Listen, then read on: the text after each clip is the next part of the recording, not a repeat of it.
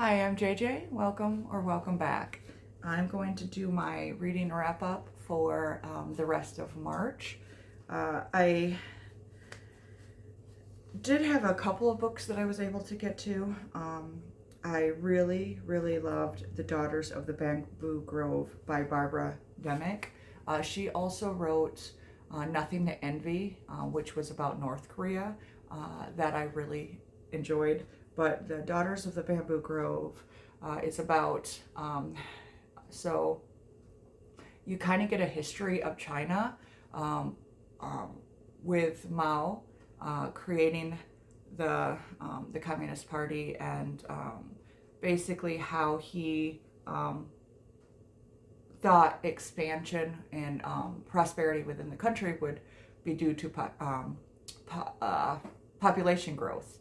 And then once they actually started having too many people, not enough food, there was a famine that killed millions. So then the people who took over after him enacted the one child policy. And so um, in a country where the preference was over boys, uh, that left all these families that had girls in a bind. They, as honor and to not shame your family, you wanted to produce a daughter or a son instead of a daughter. But you could get fined, you could get into a lot of trouble. There was all kinds of hoops that you had to jump through when it came to birthing, just because they wanted to limit the population growth. So there was like forced sterilization, forced abortions. They were forced to marry and register to marry, but they had to be over a certain age to marry. They had to marry within like their province, so they were easier to track to find out if they had extra kids or not.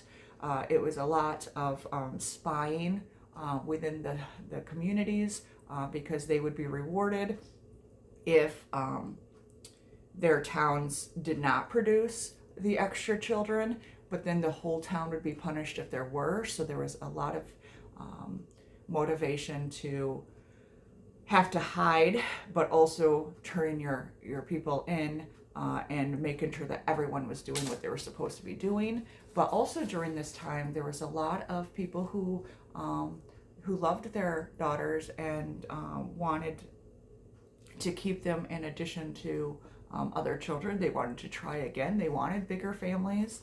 And so there was a lot of hiding and stuff going on at the time.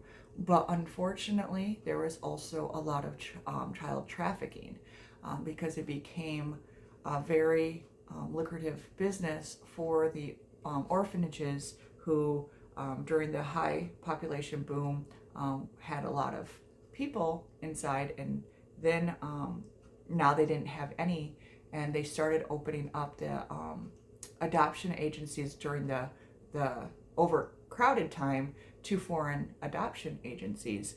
But now they were in need of children, so they started paying people to get them children any means necessary. So what that did was led to this trafficking ring where adoptive families thought they were doing it legitimately, but they were essentially part of this cog that was stealing children from families. And the story follows two identical twin sisters, one that got kidnapped and then basically sold and adopted into America, and then one was within the family. And the reason that only one got kidnapped was because this was that family's third pregnancy, fourth children. And so they had to, third and fourth children. And so instead of having them taken away by the government, they thought that, well, one uncle is going to pretend to raise this one, and then we'll pretend to raise this one, and then we'll see each other all the time because we'll come together as a family.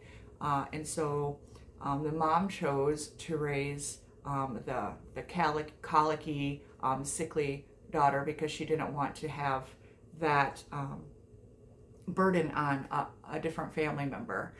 And so the happy, healthy, really good child who learned to walk and talk so early and advance so early ended up getting taken right out of her home where she was being raised by her aunt and uncle, and then adopted.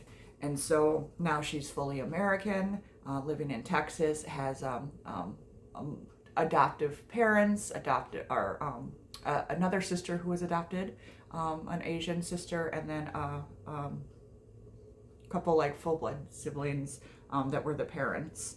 So not her full blood, but the parents. And so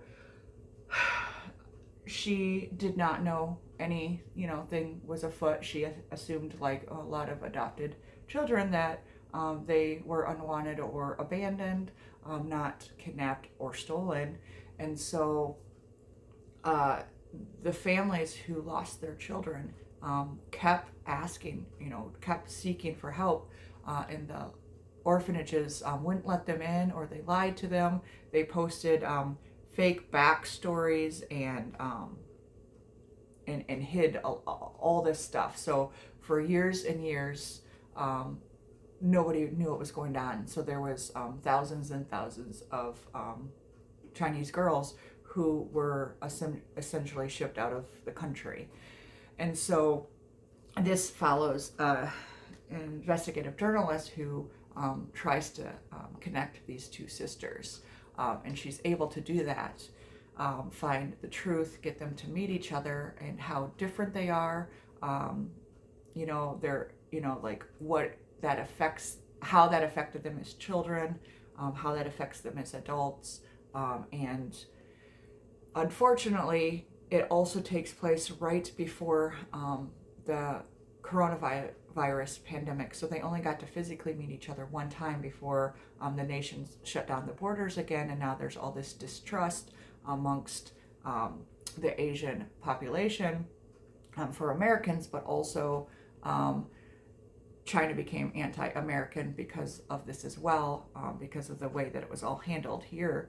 And so it kind of paused or basically stunted their growth as trying to reconnect and stuff. So it was a fantastic story, and within it she shows the whole effect on China with this policy, because they finally stopped this one child per family policy in 2015. So for decades this was their policy, and so these girls were adopted in 2000, or were born in 2000, separated shortly after, around 2002, and then because they have such a shortage of young girls, their population is really plummeting now in China, and it's not going to recover because there's not enough marriageable and eligible women of childbirthing age there anymore because of this. And so it caused a lot of in their minds unexpected consequences to this policy for this growth. And so it was really interesting seeing all of that take shape, trying to see and understand a bit of the Chinese culture at that time and what would make them do this, but also just learning about throughout history all of these forced adoptions, these forced sterilizations that America did that as well. A lot of like the Catholic countries and stuff enacted something similar at the time. So it's not just that it's new only to China. So it kind of went in to kind of all this, and how children are not quite a bargaining tool, but they're a way to control a society, or control people within the society, mostly women, because they're the ones who get in trouble most for having the unwanted births. But also it talks about how the psychology around twins and separation of twins. And so that was really interesting as like a side towards the end, where you get to follow a bunch of different twins. Like there was TV show Three Identical Strangers that was about triplets reuniting in adulthood. And then there was this also story about how these twins were separated at birth in like the 40s, the 30s type of era. And one was adopted in Germany and actually became a Nazi, Hitler's Youth and all of that. And one was adopted and converted to Judaism and even spent time among Jewish families and stuff like that, and how it explores the nature versus nurture aspect, and it also explores how the study of twins is classist and racist, because they try to identify if your circumstances are what create you, or your genetics, and proponents who try to think one race is superior are trying to say it's all genetics based.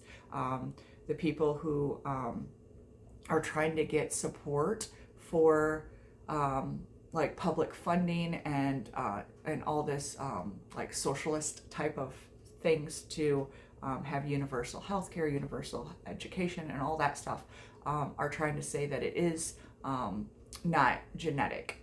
And so it has been the research and the funding for study on twins has actually been very politicized, based on who's trying to prove what about what our genes tell us and make us. So overall, absolutely fantastic story. And then I did read also, or listen to, What Iranians Want by Arash Azizi, and that is I had already read a story about the women's movement for the Live, Love, Freedom movement in Iran that took place. I think it was 2021, and this is beyond that. So this kind of takes that movement, but also shows how the environmental movement kind of dovetails with that, and how all these different movements come together to show injustices and stuff, and how a lot of times environmentalism is a key factor leading up to a lot of movements that take place in different countries, because we recognizing, with like climate change or different environmental factors that are impacting the poor or impoverished nations or peoples, and also how that becomes like a classist, racist thing, and also how a lot of the women movements also have sprung up elsewhere, just because of their lack of rights or opportunities, or just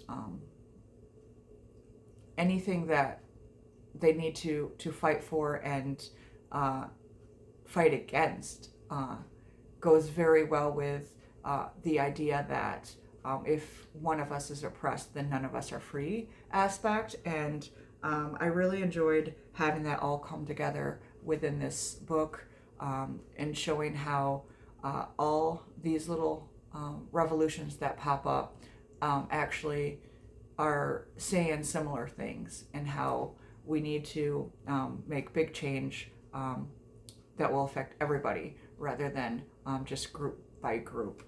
And I actually enjoyed that one more than the other one, just because it gives a more well-rounded picture rather than focusing on the individual catalysts that created that Live, Love, Freedom movement in Iran. And then I also, because at the beginning of the month and stuff, I was struggling with trying to find the depth in not being distracted reading physically, just because of the war and stuff that United States started with Israel in Iran. So I had a hard time just reading anything. I did finally finish my Pontius Pilate book, which I will wrap up with my Historathon Quarter 1 video. But I was able to read the first Demon Slayer manga volume, and I got that book just because I had originally last month read Nobody's Girl about one of the survivors of the Epstein files, all that stuff going on here in the United States, and she had mentioned her daughter was reading that book, and kind of some of the themes were about fighting and family and stuff, and it just sounded really good, so I read it, and I did enjoy the first volume. I do want to continue more, and it's about this brother who goes to town.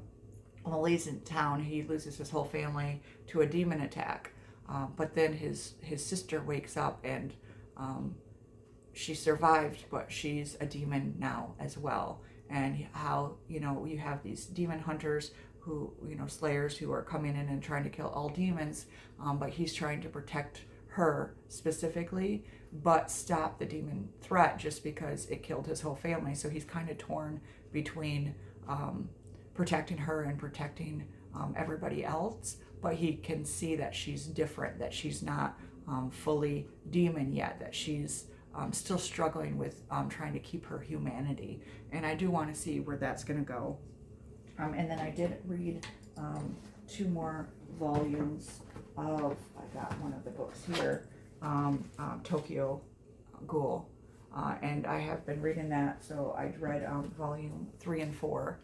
And that is a story about, once again, like a half ghoul plaguing Tokyo, in a society where they think all ghouls are bad. He was attacked, and then to save his life, they gave him a transplant, but the parts that they transplanted were from an unknown ghoul, and so now he has some of those aspects. And so he's kind of striding and living in both worlds. He's the only one who can understand both worlds, and he's trying to find a way to bridge that gap and accept all parts of himself, but show that the world that not all humans are good, but not all ghouls are bad. And so it's an interesting story, and I am enjoying it. It's like a horror, so there is quite a few graphic pictures, but the art is still very fantastic. And then the other one that I read, which I'm not going to do a full review here because I actually do have 2 videos that I plan to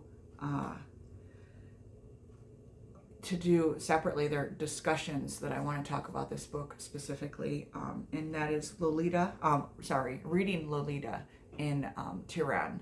And so that is a book about, it's a memoir about this woman who has a book club where they're reading a lot of classics, but some more of the banned stuff, or the ones that are they have to hide from their government, and how they have to hide just meeting together and their reasons for meeting, in addition to the fact of for the books that they're reading.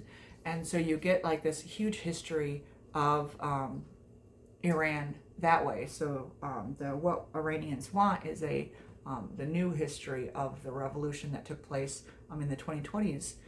But this is post the 1979 revolution. You get the Iranian hostage taking of the American hostages that happened in the late 70s, early 80s, and the reasons and stuff for that. And it kind of just takes you through the past, through her story, through what it was like living in Iran. And I believe it was written in 95, so you get it up until the 90s. So it's a good chunk of time that you're getting a little more in the past with the stuff going on in Iran, and how eventually you can see the through lines of how what was going on and what they were dealing with led to this new revolution that was taking place in the 2020s. So I will be talking about that with two different discussion videos, but those were the ones that I was able to read and finish in March. So anyway, thank you always for listening, and as always, happy reading.